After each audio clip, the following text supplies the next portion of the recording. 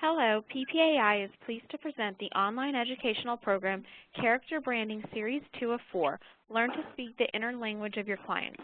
My name is Lori Ariganaga, and I'll be your moderator for today's webinar. Please note that today's program is being recorded and all participant phone lines will be muted during this broadcast. Today's presentation will last approximately 60 minutes. You may submit a question or comment at any time during today's presentation using the Q&A window on the lower right-hand side of your screen. Immediately following today's webinar, your screen will be directed to an online survey. Completing this short survey will allow PPAI to continuously improve on our webinars to better meet your needs. And now it is my pleasure to introduce today's speakers, Gary Kaskowitz and Jim Sochi. Gary is an Associate Professor of Management at Moravian College in Bethlehem, Pennsylvania.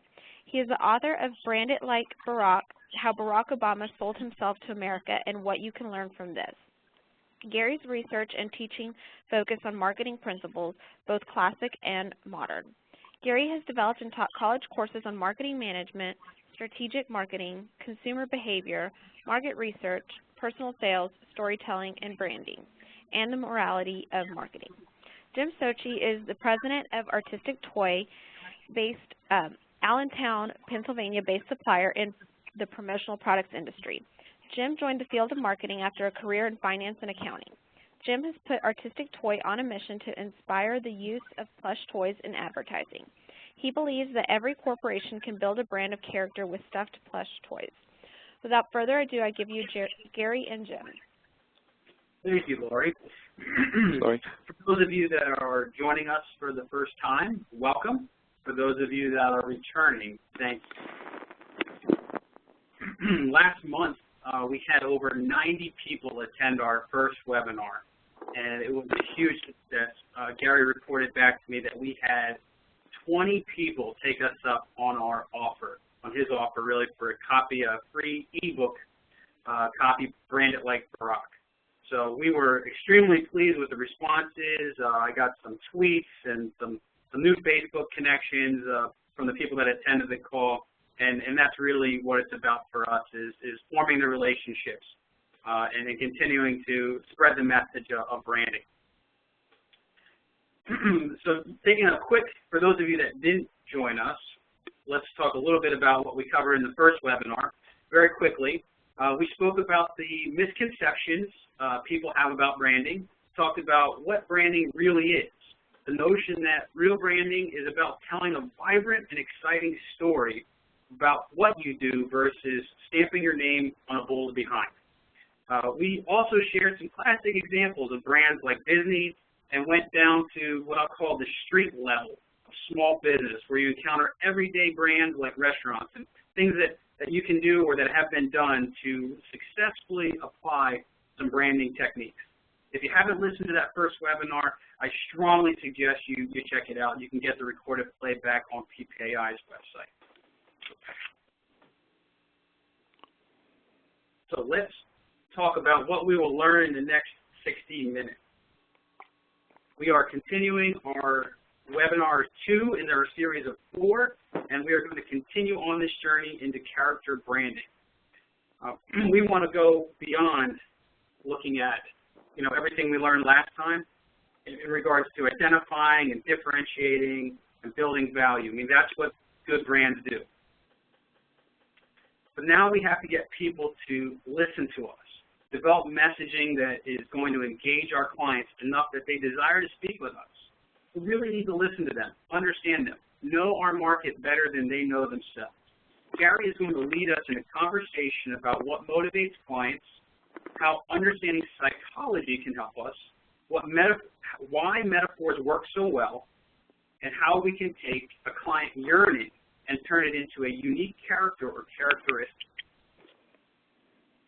Essentially, we can understand our clients better than they know themselves, and when we do that, we can become indispensable. So Gary, before we get started, let's take a look at, let's ask our participants on this call to get a little bit engaged with us. Sure. There is a live audience poll. We want to understand our audience better. We believe that we do understand you. However, I think part of this learning and in teaching is engaging.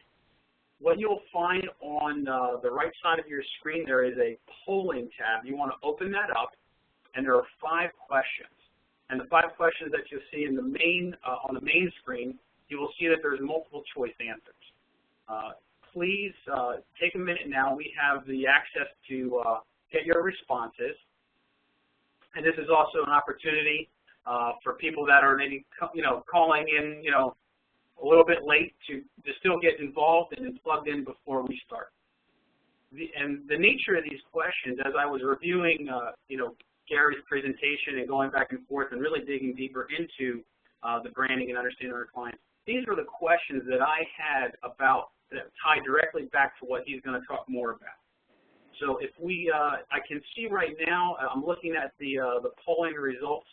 We have roughly 37 out of 57 people that have not had a chance to respond.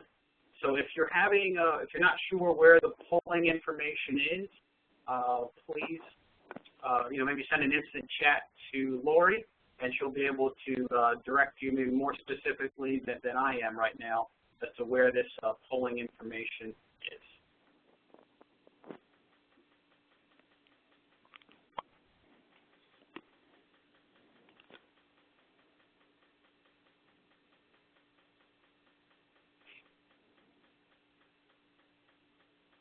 So I'll just wait another, say, 15 seconds here while the poll results are tabulated.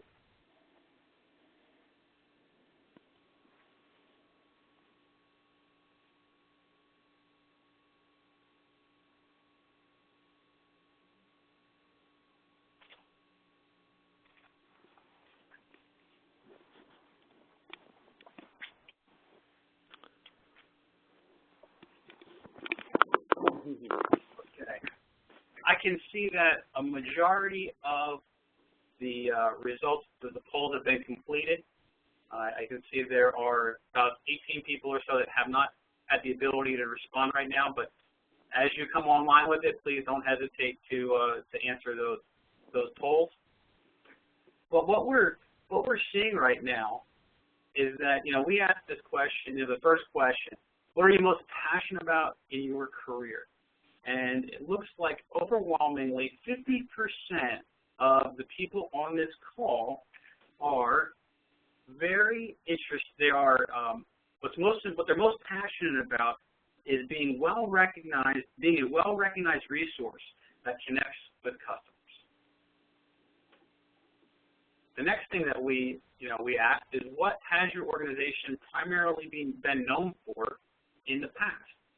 And what we're seeing is that 34%, the largest response rate with that question was number D, which is offering ideas and strategies to use printed products as solutions to business challenges. So that's what they've been known for in the past. What is your organization primarily known for now?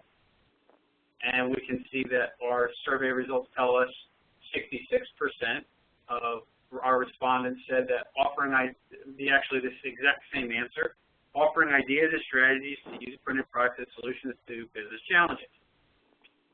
And our next question is, what do you want your organization to be known for in the future? And again, overwhelming response here, again, is the same answer. Offer ideas and strategies to use printed products as solutions to business challenges. And our last question is the sale of promotional products your family's primary source of income? And we could see that our respondents, we can see that 51% say yes, it is. So this is our way of using technology and also applying some of the things that we're going to talk a little bit more about in the presentation to where are the people on this call. And what we can see is that, yes, you are on this call, you are the right audience for this topic, for this information, because this is your primary source of income.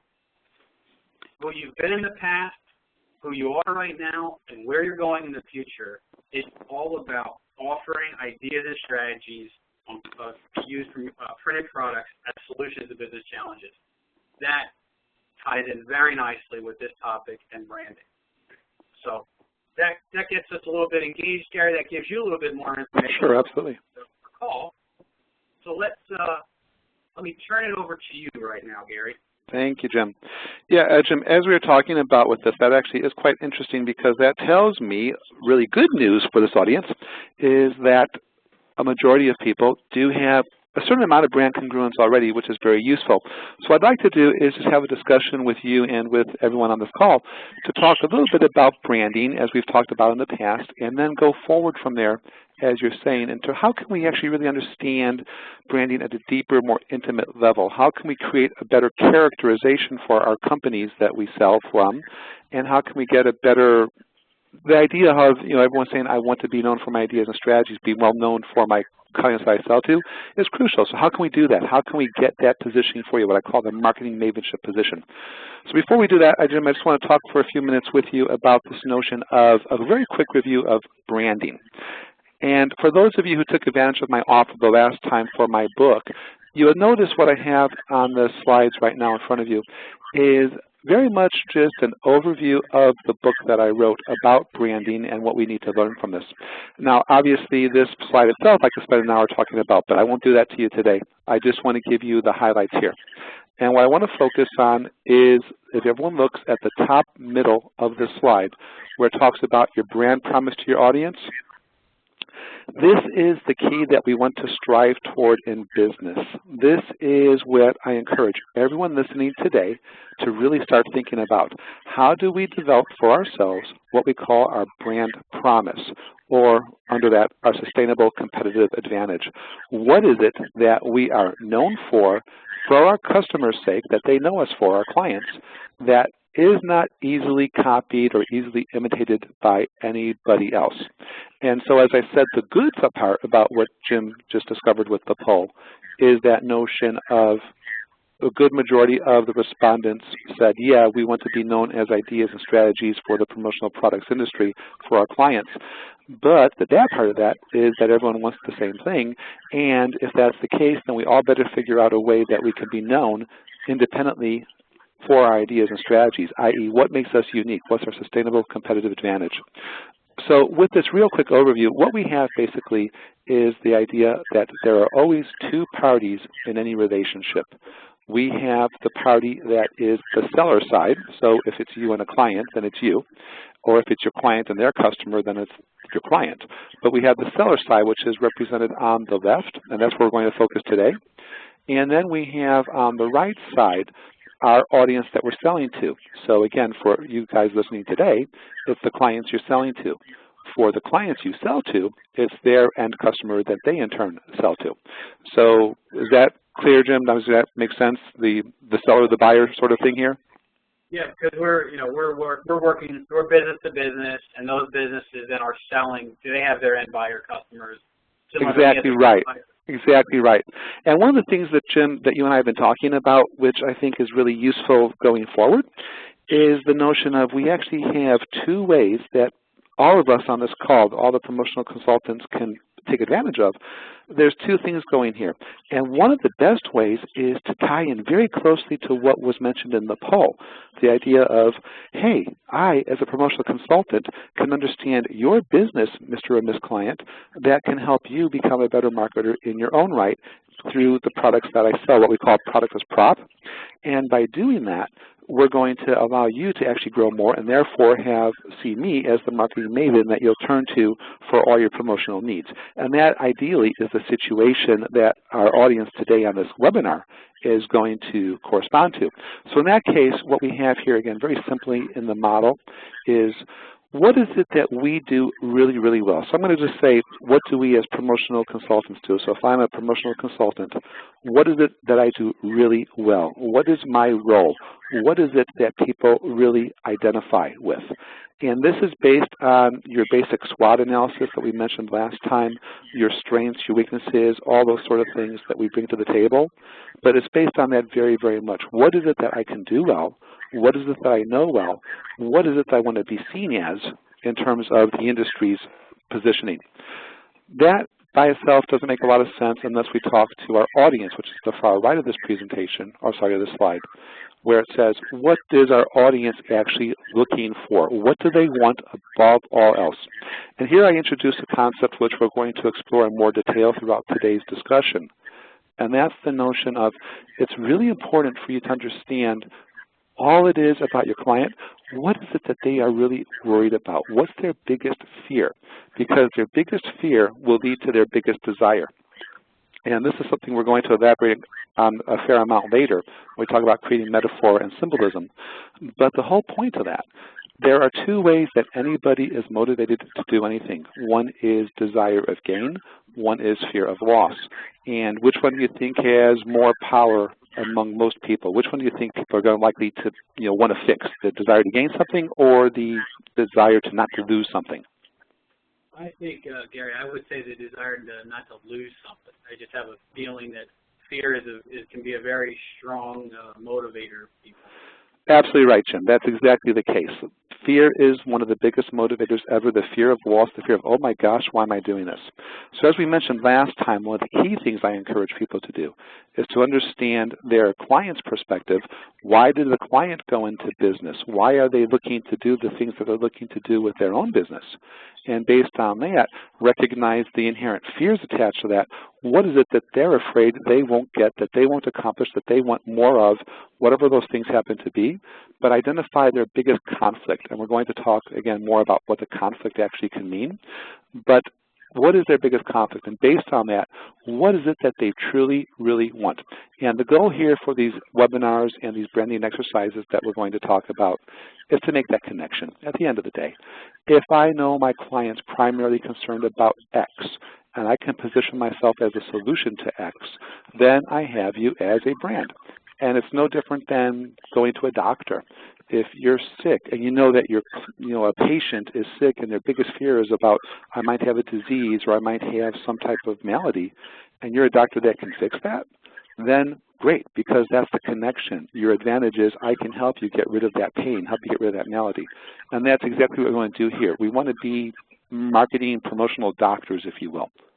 And so that's a long way of saying try to figure that out, which we'll talk more about.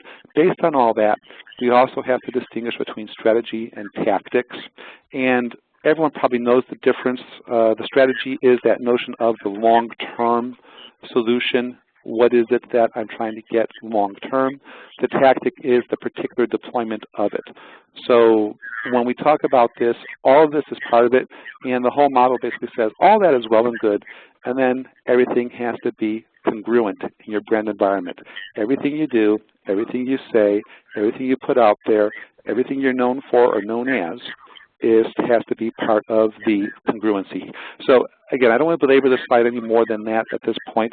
Read the book. If you haven't already asked me for it, I'll get you a copy. But this is basically a summary of this whole idea of how to connect to your audience at an overview level.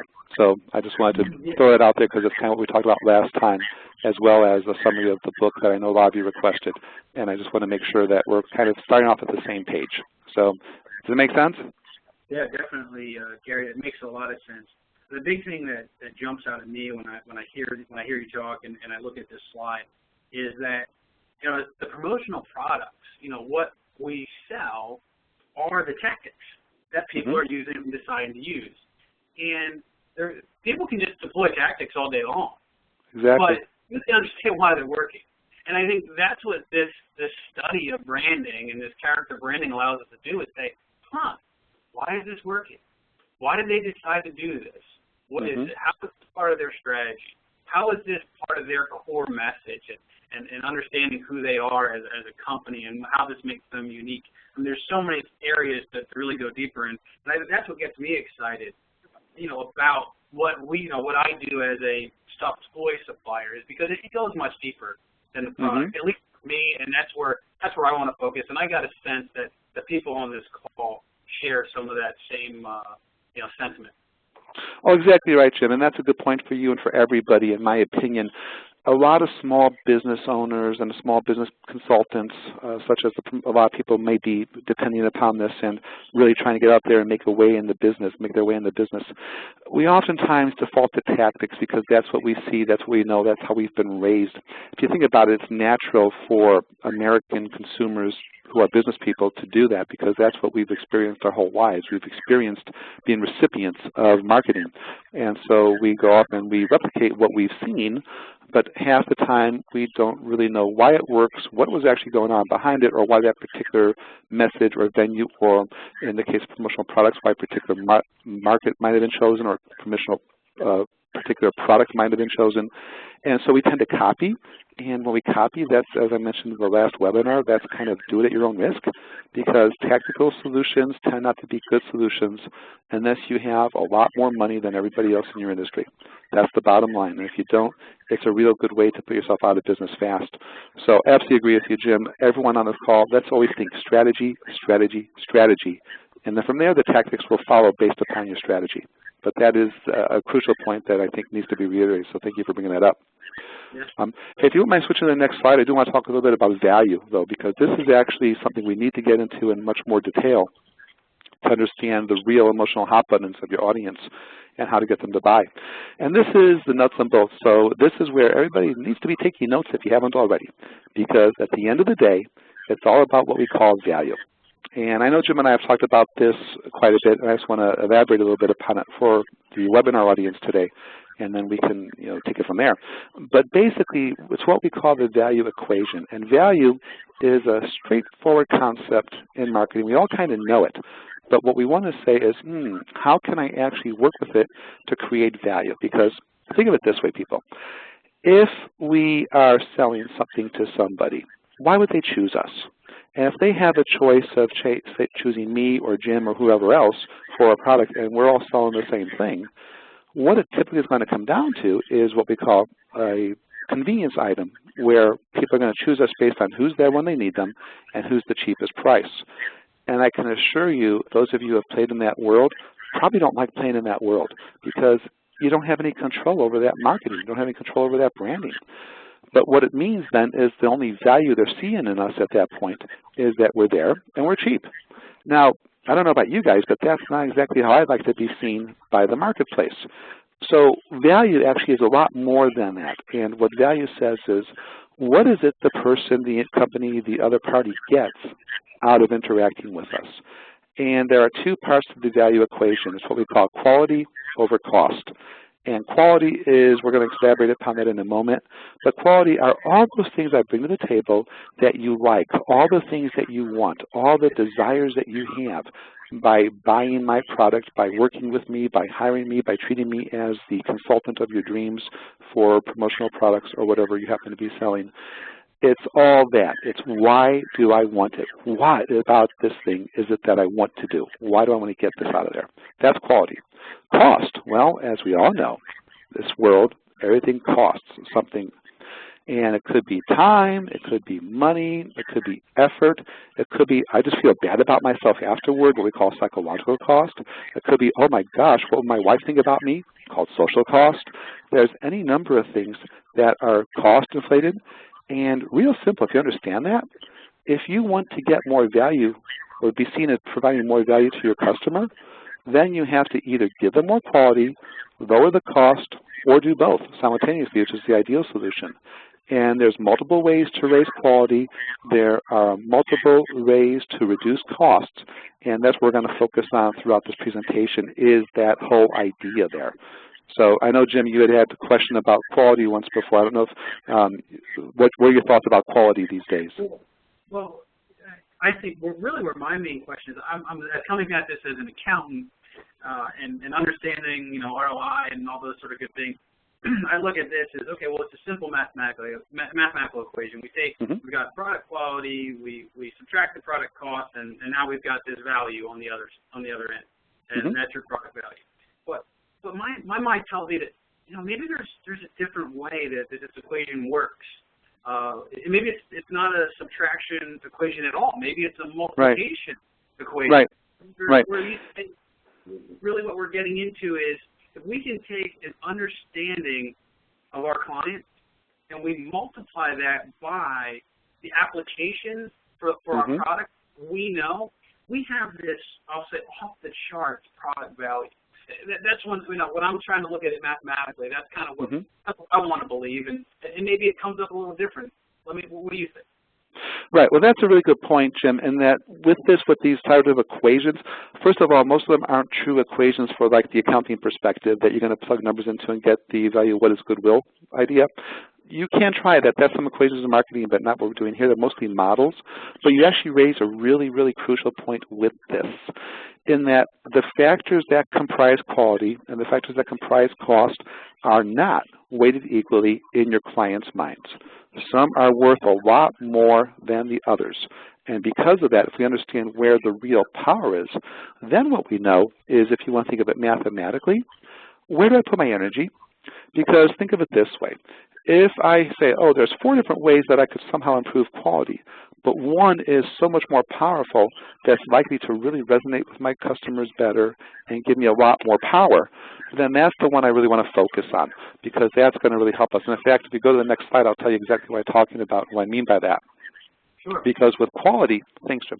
With quality, what we have basically are 4 ways that you can improve quality of your product or service. Whenever you're selling to your clients, or in turn they're selling to their customers, there's only 4 ways that people buy things, and that's it, these 4 things. First and foremost, the obvious one that we're most familiar with is what we call product benefits. So this says, hey, Jim, you sell stuffed toys. If you deliver me a toy and the toy doesn't fit up to its billing, namely it falls apart at the seams, or things, it doesn't, it's all mushed up when I get it, things like that, then I'm not getting the product benefit. I'm not getting the features that I thought I paid for at the time. Now, I know you don't sell toys like that. I obviously know that, but that'd be the equivalency here. Just go ahead. Jim's toys are wonderful toys, but stuffed animals, they're wonderful. But the whole point is, for the product benefit, does it do what I think it's going to do? Does my pen write? Do my clothes stay on? Does my food fill my stomach? Those are the product benefits, and what's it taste like? These are product benefits. That's the first way we judge anything in terms of quality. But what I encourage everybody listening here to really focus on, don't get caught up in that, because that's what everyone else is selling. And if you do that, that becomes a real problematic for you. Remember, we talked about tactics? Well, this is a tactic, because what's going to happen here, Jim, let's play a game. You and I are selling the same thing, and we'll make it something that neither of us sell. Let's say we sell pizza, okay? And I sell pizza and you sell pizza, and I sell a cheese pizza for $10 for a 16-inch pie, and you're my competition. What might you do to take business away from me?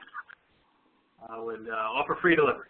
Okay, free delivery. You could do that. What about the pizza itself? I'll discount the price. Discount the price. Absolutely. You discount the price. So you discount your price. I lose business to you. What am I going to do? I'm going to discount my price. And I say, well, not only that, Jim, I'm going to knock mine down to $9 also. I'm going to give you a free topping on top of it. So now you get a $9 pizza with free pepperoni. And your play then would be? Counter offer. Counter offer, same thing. Maybe you'll put pepperoni and sausage for free, etc. The point is, we're going to both be selling the benefits of the pizza and all the stuff associated to it, but at the end of the day, who's going to win that game?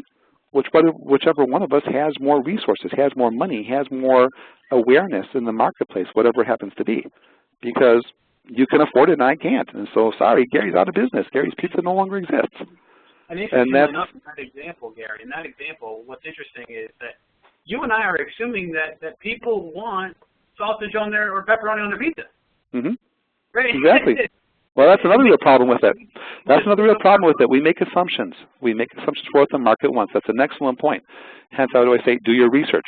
Do your research, do your research. And don't just give things because you think you like them.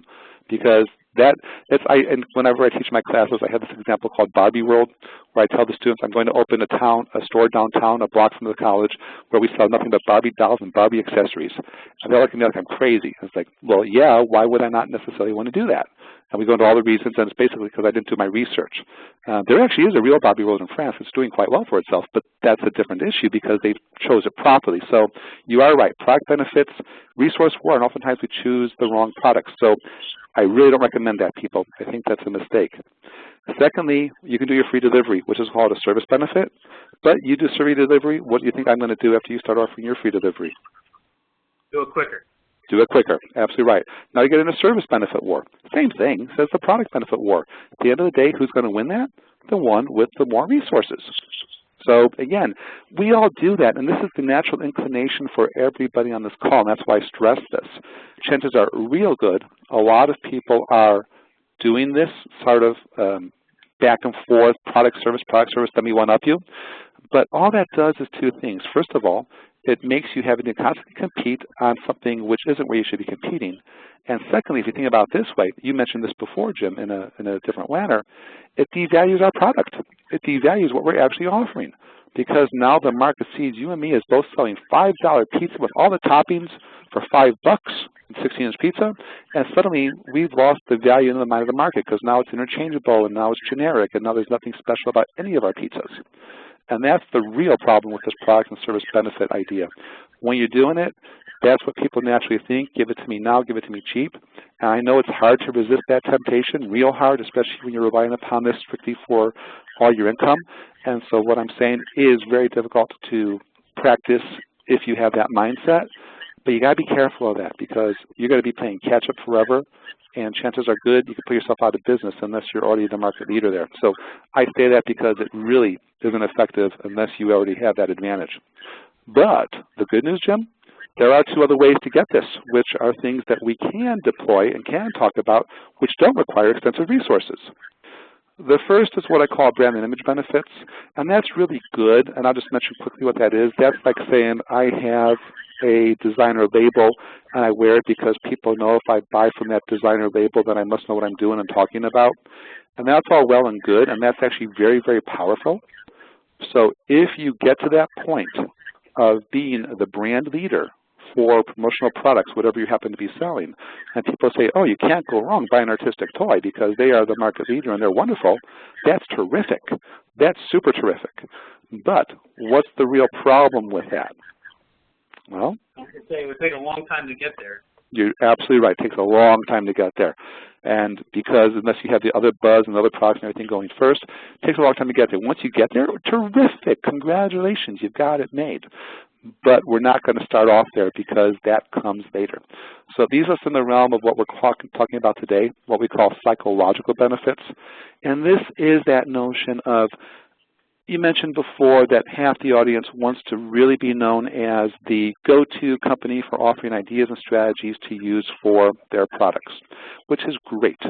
That's psychological benefit. That is the idea of I'm going to turn to company X or distributor Y because that person, she really knows what she's doing. She's never steered me wrong. Her buy fast time has given me really good return on my investment, and therefore you're foolish if you think I'm going to go anywhere else because she really knows it better than anybody.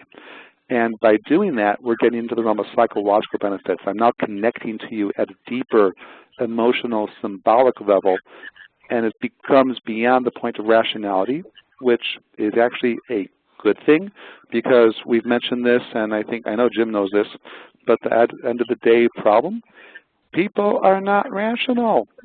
People are not rational.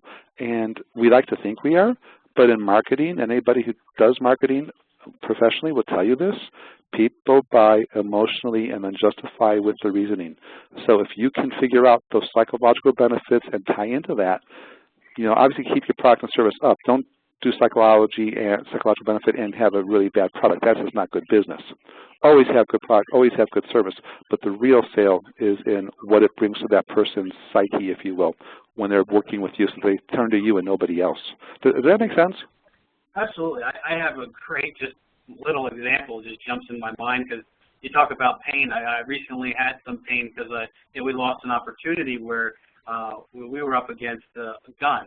And Gun is a very well-known toy brand, and the end buyer customer had dealt directly with them, and the distributor was we thought we had built a relationship. We're talking a full container load of some product, and we delivered on several other projects for them, but psychologically they were willing to pay more for the Gun brand. Artistic Toy is just not the Gun brand, no matter exactly. where we place it. They've just established that presence, not only in our industry, but let's say across the world as being the premier brand, and the customer as illogical, even if I could save them, $10,000 or more by, saying I can give you the same product at lesser price. Mm-hmm. It doesn't. You're so right about that, Jim, and this is true for everybody listening. If you can get that mindset, if you could be the brand leader in the terms of the person's mind, in terms of their psychology, you have it. You're good, and you'll be very happy people. So I highly encourage you. In fact, that begs the question, well, how do we get there, Gary? Because this all sounds good, but what do we do? So if you don't mind, Jim, just moving to the next slide here. Yep. No problem. And Thanks. I want to let you know that it went so deep that literally the salesperson called me with the verbal order, and then 3 days later said, you know what, this got passed up the chain to the top execs, and they actually had to veto the original decision. So that's how, quote unquote, illogical our customers can be at times when they have their mind set on something. Exactly right, and that's a perfect lead into what we have on this slide here, Jim, because the question here is, do you know what your audience really wants? And that's the real question, because we oftentimes think we do, and you just gave a perfect anecdote, a perfect applied example of that. We would think they want the product at a lower cost. Well, maybe, but no, they wanted something else. And here, I would argue, the purchasing agent is pick your favorite person, the nice lady on the left or the gentleman on the right of this slide. What is it that they really want? They look like nice business professionals. How do they really see themselves? How do they really see themselves in their life, in their job, in whatever you're trying to sell into? So here we have these nice business people. If we look at the next slide, what we see is what they really want. What we really want here, this nice lady that's thinking about all the stuff she's doing when she's talking to you about your toys or your products or whatever you happen to be selling. When she's thinking about that, she's actually thinking about what we call perhaps a yearning for connection. That, oh, this could be a great way for me to connect better to my customers. This could be a great way for me to connect better to my colleagues and my peers. And so she can have this motivation of, I'm a connector. I'm somebody who really wants to, connect with others and interact with them. And that's what they really see themselves as. So if you're not seeing or showing how your product is going to help her connect to everyone else around her, well, then you're going to have a bit of a problem. And when you sold to this particular company and somebody said, well, no, it's because they didn't see you in their image of actually giving them, there was something else going on in the back of their heads, and it could have been fear, it could have been something different, but it's absolutely, there are a few primary drivers we'll talk about in a moment, but if you understand these primary drivers, and there's like a dozen of them total, 4 big ones and like a dozen smaller ones. But if you understand what really motivates people at what they want to do and accomplish with their products, with their goals, with their lives, tap into their story, that's when we get the psychological power going here. So what these people really want is something else. The gentleman on the right, what he really wants instead in this example is he wants that freedom. He wants that notion of, I'm going to get out there and explore, I'm going to shake things up a little bit, and I want to modify and change things and do it my way, that way, if you will. Now, sadly for you, Jim, that wasn't the person you spoke to in your example, because you want that person in your case who's going to say, hey, I know we've always used gum, but let's use artistic toy instead, because by gosh, let's shake things up a little bit and make it different. That wasn't your person from the sound of it. That's right. Yeah. I think my main question, Gary, and maybe this will be the lead into the next slide, is that, how do you uncover these subconscious, thoughts and feelings, connections of the customer? I think, what's your suggestion? What's your recommendation? Well, that's a really good question, and if you would go to the next slide, then I can talk about that. All right. Because that is perfect. Basically, what you have to understand for starters is there's only a few what we call primary yearnings. And with these yearnings, what you want to understand is what is the real motivation somebody has when they are doing what they're doing. If you think about it this way, in our next webinar, we're going to talk more about creating a story, using story structure, but I'll just give you a little bit of foreshadowing of what we mean by that. All of us in our lives, Jim, we all have the idea of, I want my life to be a certain way. I envision my life being certain things. I envision I'm in business for certain things. I'm here for various reasons, and I want to know what I want to accomplish those reasons. And we're always comparing ourselves against that day to day to day. Am I getting what I want? Now, the biggest way to do this, and we'll mention this in the action steps, but the best way to do this is to uncover what I call your audience's truth. Okay? And what I mean by that is when you talk to your customers and your clients and you're trying to get to know them and you're doing your, I'm sure everyone has relationships that they try to build with their clients, and if you don't, if you just go in there with an order pad and the price, then really this webinar is not for you because that's not going to be successful. But if you're the person who I think you are, that you get in there and you try to understand the real best needs of your client, what is it that they want, how can they benefit, to really do a relationship versus a transaction, now we're talking. Because if we talk with each other and we get to know each other, we're going to learn about each other. And you're going to say things that I'll pick up on and vice versa. And so, for example, the key here is to find out what is this person's, what I call their truth and their truth violation. And what that basically means is, what does this person believe in? Why do they go into business? And those are questions you should be asking everybody you call upon. Tell me more about your business. Why did you first choose to go into business? What are you looking to accomplish this year that you don't already have? Et cetera, et cetera. It's just these basic questions that you would ask anybody you're interested in. Imagine you're talking to a friend. Hey, Jim, how's it going? How'd that work out for you? What were you looking to get? Did you get what you wanted? Blah, blah, blah, blah, blah. You and I would just have a nice, friendly conversation, right? Absolutely. And by doing that friendly conversation, both of us will say, well, yeah, what I really wanted was blank, and I didn't quite get it. Or what I'm really looking for, the reason I'm in business is because why? So, for example, oh, yeah, I started this business 10 years ago. It's a family business. I kind of fell into it. Didn't really know what I was doing at the time, but it's my dad's. It goes back 2 generations. And because of that, you know, I'm just looking to keep it going, and I want to make, you know, a really good sense for, you know, accomplishment for my family and, you know, help to do all this good stuff for my business. I mean, that's a possible example you might have with one of your clients, right? So in that scenario that you identified there, I'm looking at your chart here. Mm-hmm. Would we say that that person would fall into like a control of environment for stability? That would be their absolutely. That primary is the case, most likely. I'm here to take care of my family. I'm here to help others around me. I am here to somehow control my environment because that's what I want to do with this business. It's been around. I have a legacy to tap into, blah, blah, blah, blah, blah. But you're absolutely right. In this chart here, by listening to that, I would say that person is most likely doing it because they want that sense of stability. They want that sense of control. And now that you know that, when you sell to that person, you give them the tools they need to retain control and stability over their environment. This was probably the person you ran against in that example you gave before. They wanted control over stability, but frankly, you're asking them to change things up a little bit. So we had to approach it a little bit differently to get in step with their stability and say, well, how can they switch to you and still be stable and still have that control and still have all those connections they're looking to have? And that would be an example there. So it's absolutely right. That would be one example. Well, that is deep, Gary. I mean, I just really, you know, it makes perfect sense, you know, to me.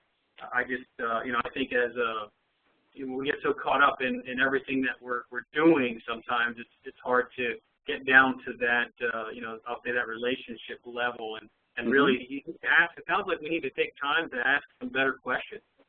Absolutely, absolutely. And this, if nothing else, take away from this webinar for everybody listening.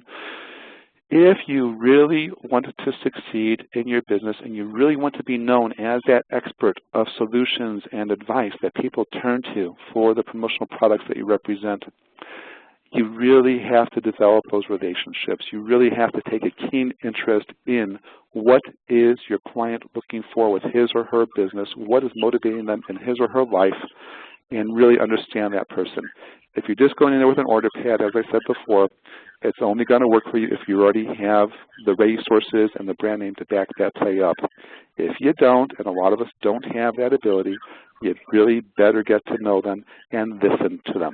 And what you're going to discover if you carefully listen is most of what they say will primarily fit one of these 4 yearnings, that notion of stability, the notion of what we call discovery. I want to get out there and learn and find and explore new things. I started business because it sounded like a great adventure at the time.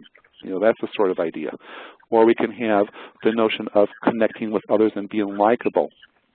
I really am doing this because it's me and my friends from college all got together and started something as a friend. It's sort of an offshoot of what we're doing as buds. We all bring our dogs to work. We have a great time. So be observant when you go in. See, like good salespeople always do. Just be observant and find out what they have on there. A lot of people want to connect. They want to be liked. They want to have that sense. And you have your people, especially in business owners, that you're going to find a fair amount of, and among your clients, I would bet, are those who want to change the world, those who want to shake things up, who want to rock and roll and do things like Steve Jobs did back in his day. And so we have all these sort of things going on here.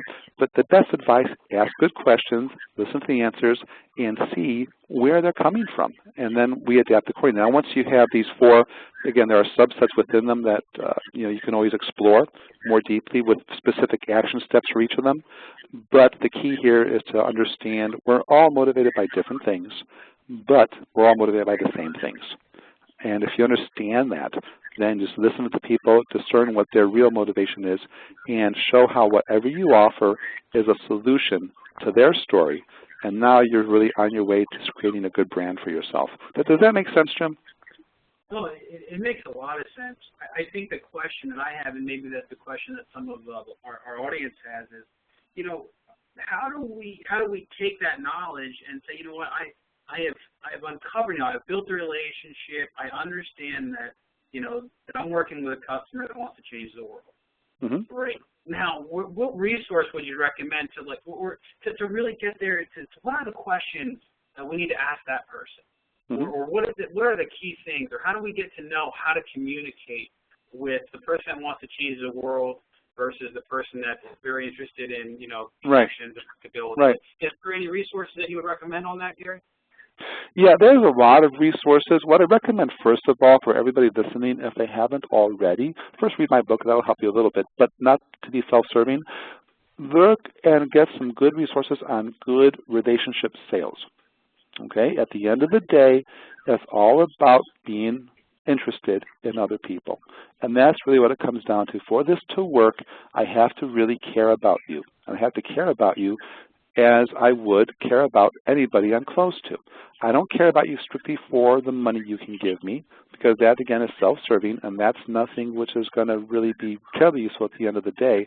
For most of us, I really want to care about you. So look at good old relationship marketing. And the good thing to this, Jim, is that most people on this phone call, I'd venture to say everybody on this phone call, already has these inherent abilities. Think of how you would talk to somebody you care about, whether it be a child, a spouse, a good friend, whomever. What sort of questions would you ask that person? Get to know them. And by getting to know them, this will be your own market research. Now, there are ways to do this mass market. We can talk about that, and we'll talk about that as well next time with the story creation. But on an individual basis, get to know who they are and look at what their primary unions are so you can position yourself according to that. That's really what it comes down to. And in fact, if you want to turn to the next slide, this is kind of what we're talking about here. Mm-hmm. Basically, most of us work at the top level of the slide in terms of selling and buying. The conscious-to-conscious connection. I'm going to ask you a question. You're going to answer a question. I'm going to tell you why my product is so great. You're going to say yes or no. You're going to dicker back and forth on price, blah, blah, blah, blah, blah. And that's all well and good.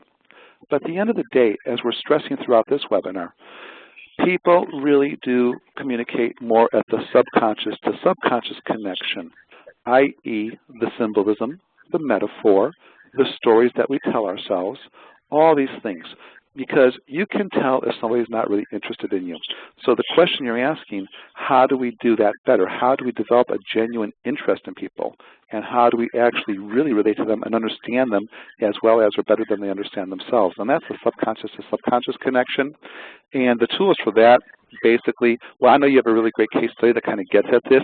So why don't we actually talk about your case study for a minute? I can kind of debrief that with you and everyone else and talk about what people could do to do that more specifically.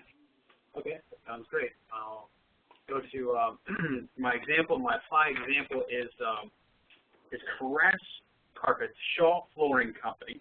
Mm-hmm. They ran a 30-second commercial, and I hope, and I'm going to play it for you here. It's and if you want to get a replay of this, you could visit our YouTube channel, Artistic Toy YouTube channel, on our playlist.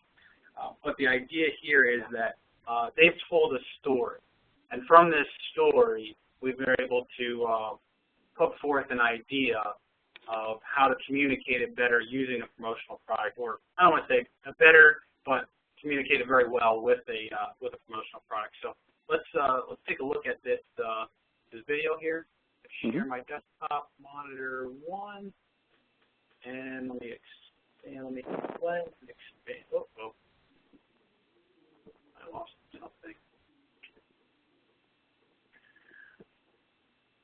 Play. Gary, I'm assuming you can see this? I can see it, yes. Can everybody hear it?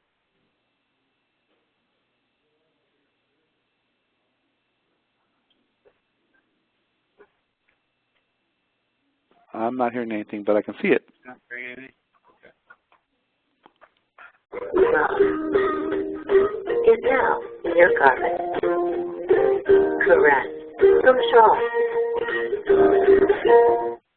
It's a very brief commercial. Yeah, let's go through it again.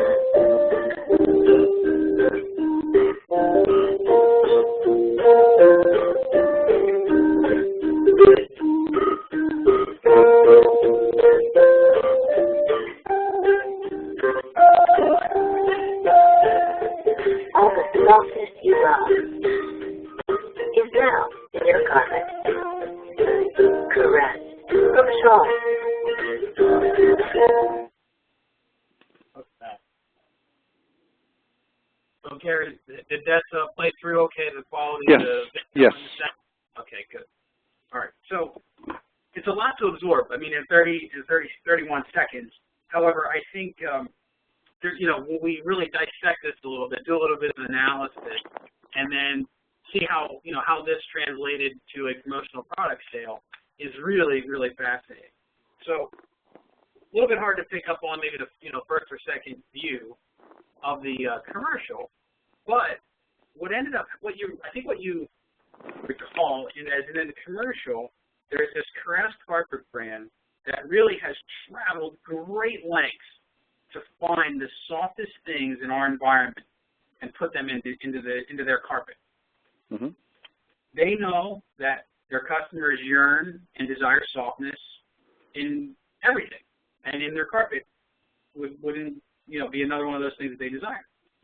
I mean, as a manufacturer, me looking at this as a manufacturer, there's a statement that we often say is that fabric is gold, and I think that gets back to competing on that product quality, the initial quality. I mean, people can pick up a product and say, "Oh, this is nice. This is high quality." They can draw that. So they've now said, "Okay, we got to tell that story. We got the softest carpet out there. Now we've got to tell people about it." And this is a premium brand of carpet because we have just scoured the earth for the best material. As you can see, they start drawing that picture, cutting things out of places to say, "Oh, we've grabbed this from your slippers. We've grabbed this from your bath towel. We've grabbed this, and we've researched this and we've found the best material." So I think you and I, as their customers, can very quickly understand that a teddy bear, an artistic toy teddy bear, very soft, premium, plush fabric, super cute. This is going to be a great prop, a great tactic to employ. And this case study, this is actually has got artistic toy. We've been nominated for a Supplier Achievement Award because of this case study example. But I want you to see it it goes a little bit further than just the front of this bear. There's more to the story, and I like to say it's the whole story. So what you're going to see here on our next slide is that there's an actual patch of fabric that was cut out and hand-stitched into the back of the toy, and it said, "Ouch." Meaning that here's the bear communicating that I donated my softness to this carpet brand so that you can have the softness that you love. Sure. This is great. This is what I call the whole story, and it's embraced. It's helping Caress. It's helping a flooring company demonstrate they've got this premium brand of carpet, and this is, for us, it's a perfect example of a toy company that we can say, hey, we were able to help this promotional product distributor position their customer strategy and employ this tactic perfectly. We hand stitched these patches in, and it was an amazing feat. It happened late last year, and many repeat orders that have come from it. So, and again, price was not a factor. While it came in and several people were bidding on it, when we actually came up with a solution, they were thrilled. They were absolutely thrilled, and they would have paid whatever it took to get it. What I like with what you've done there, Jim, and this leads right into everyone's action steps, because this is a really good thing here. You hit on a lot of key of the marketing principles and the characterization we're talking about here with this, which people can emulate and deploy for themselves. The first is what we call create your client's attractive metaphor, because what the carpet company in this case has done is they've taken advantage, and what you realized inadvertently or not, but you didn't realize it very well, was that their metaphor was the softness and that notion of connection to young innocence and family. And by doing that, there's a particular yearning which we have is that connection to our youth, connection to our children, connection to that whole innocence aspect. And they've been playing that up throughout all their commercials. The nice dog, the little girl with the soft slippers, everything very homey, very much connecting us to the innocence play, if you will. Now, realistically, in terms of a product to sell to that company that they can in turn sell or give out to their customers, what connotes innocence and family and childhood more easily than a teddy bear? I mean, teddy bears are a universally assigned symbol which have that notion of that characterization in it. So by helping create that attractive metaphor by saying, what is it you really stand for? Well, they're not buying carpet. They're buying softness. They're buying, innocence. They're buying family connection. They're buying memories with the kids and with the family that we'll have forever. That whole sense of connection to history and to legacy and everything else. That's what they're buying. And that's what Teddy Bear does in your case for them, but what their company does for their customers more likely. So for everybody, that's one action step you need to take, is to help create attractive metaphors for your audience. And there's simple ways to do this. If you've ever watched anything like the movie Shrek, it's one of my favorite examples, you just do quick experiences. So you talk about your company for yourself, if you're doing it for you, a metaphor for you, or if you're doing a metaphor for a client of yours, for their customer, then you just plug in the name of the business and you say something like, Tony's Pizza is like, and then you pick up something wacky, like a brand of shoe or type of footwear. And then you say because, and that's just one way to do it. And you start basically getting past this, the filters we put on our lives. We want to get into the psychological, we want to get into the emotional connection and start looking for metaphors and similes and force yourself into creating metaphors and similes for everything that you are selling. And again, this cup example is a great one because they did that there. So that's a really great example. Going on with this, Jim, if you don't mind, the second action step I have for people is to uncover your contradictions. Okay? And this is for everybody you're selling to. What is it that they want but don't have? What are the contradictions that people have in their lives? And then you uncover that and you sell to those contradictions. You say, well, here's why you're getting this. Here's why it helps. For you, the contradiction in your case study was, the carpet company didn't necessarily connect with them as much, and they were, but they want to connect even more strongly with their customers, with their audience, and they want to do it in a loving, thoughtful, and humorous manner. That's cutting the patches of everything. So you uncover that because we normally don't think of teddy bears with a boo-boo on their butt. But by doing that, it made it even more nurturing, more way to take care of it. So what are the things that you can find in contradictions, and how can you use those contradictions to your benefit? The other action step I'd like everybody to take is to help really become adept at discovering the pain points of your customers. This goes back to the relationship marketing we spoke about before. It really ties into that. Listen to them. Talk to them. Be their friend. Really get to know what they're all about. What do they want in their business? What do they not have in their business? How can they be stronger? What are their yearnings? And then realize the pains and say, how can we help sell to that pain so that they can solve their pain? not to take advantage of them, but to help them grow, as you showed us with this example of the teddy bears and the carpet company. So that's really important too. And also the other action step, learn, learn, learn, learn, learn. Become the market maven for whatever it is you're selling. Learn everything there is about your promotional products so that you are indeed the expert, more so than just delivery and price. But when and how can these things use? Collect case studies, collect anecdotes. Find those things that are going to really, that you can draw upon as a well of, oh, I saw this example here, worked great because. And never forget the because. Don't stop with the work great because that's just a tactic. Work great because is the strategy. And when you start understanding that, collecting your own stories, your own anecdotes, becoming the market maven, then you're really going to have some gold on your hands in terms of what you can do next. Oh, that is awesome, Gary. I know we're literally out of time right now.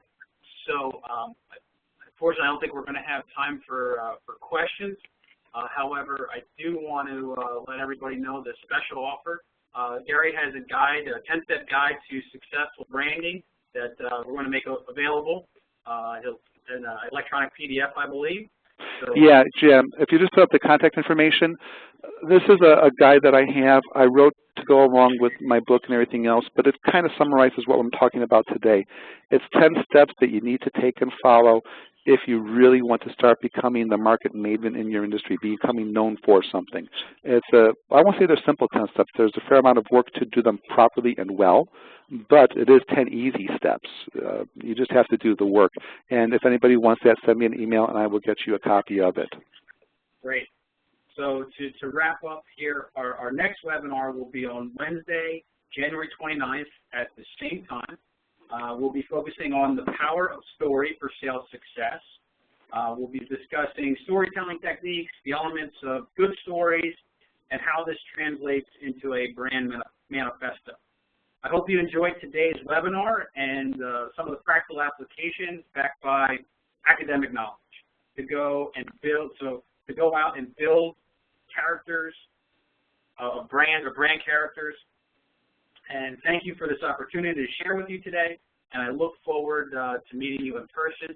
I do know that Lori has asked me to mention that there will be a survey in your chat window. She's going to send a link she's going to put a link in there, so instead of when you exit, if you can go to your chat window, she's going to throw up a link to a survey.